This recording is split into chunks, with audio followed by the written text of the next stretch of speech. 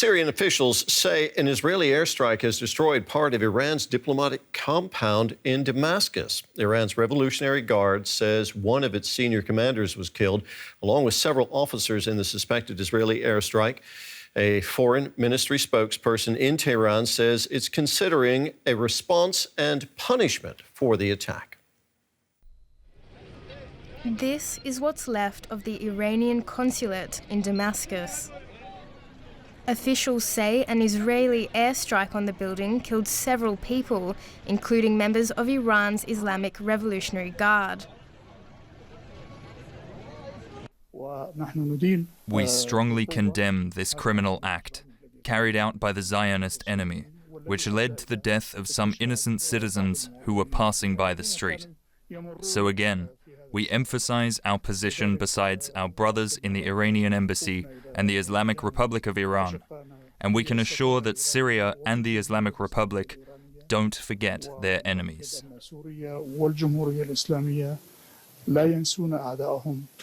Among the dead is Brigadier General Mohammad Reza Zahedi. He was a top commander in the elite Quds Force, the foreign operations arm of the Islamic Revolutionary Guard.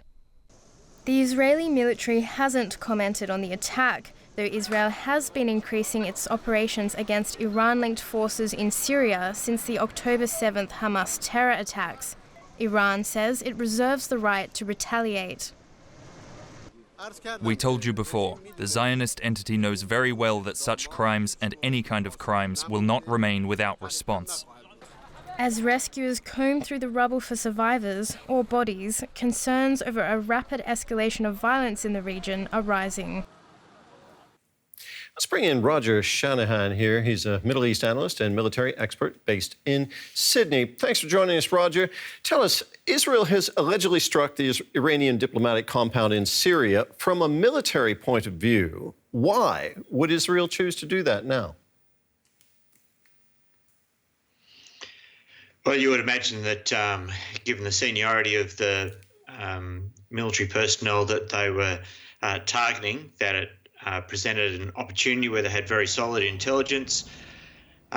It was of limited time value, so they elected to kill those IRGC personnel when they had the opportunity. So it was a target of opportunity, obviously informed by quite good intelligence, but it fits into the broader pattern of Israel trying to target Iran and Iranian-supported elements in its region.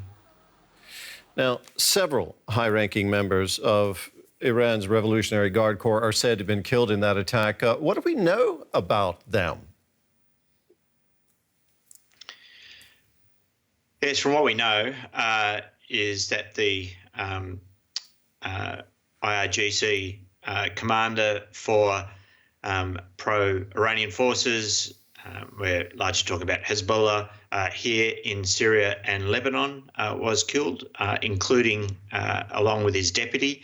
So we're talking about a significant capability loss in those people.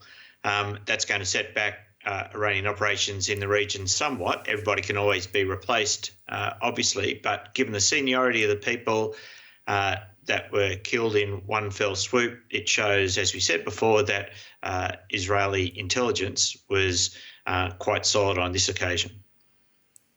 Now, Iranian President Ibrahim Raisi has just said today that Israel's attack on Iran's consulate in Syria will not go unanswered. What might Tehran's answer look like?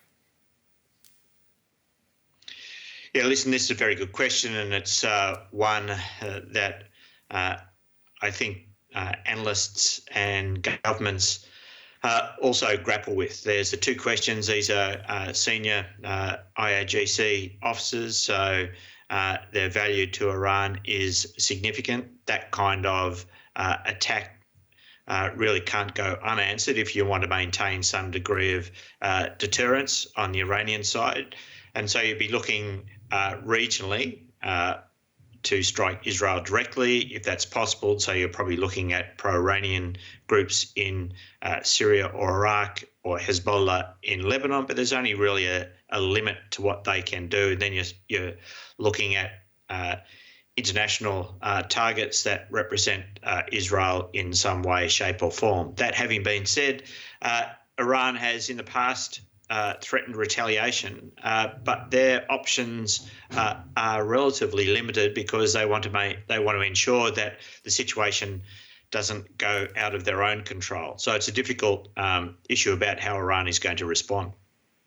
Roger, thank you very much for talking with us today. That was Roger Shanahan, Middle East analyst and military expert in Sydney.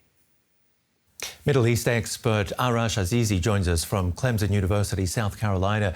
Israel reportedly attacking an Iranian consulate in Syria. Does that surprise you? It's not so much surprising, but it is an act of, in some ways is unprecedented. Israel is really upping the ante. It has changed the usual rules of engagement. You see, Israel and Iran have been in something of a shadow war now for a very long time, for more than a decade.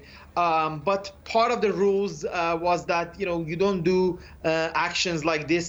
Certainly attacking a Iranian consulate, which is considered internationally Iranian territory, is somewhat unprecedented, although Israel has also, of course, done many operations on Iranian soil.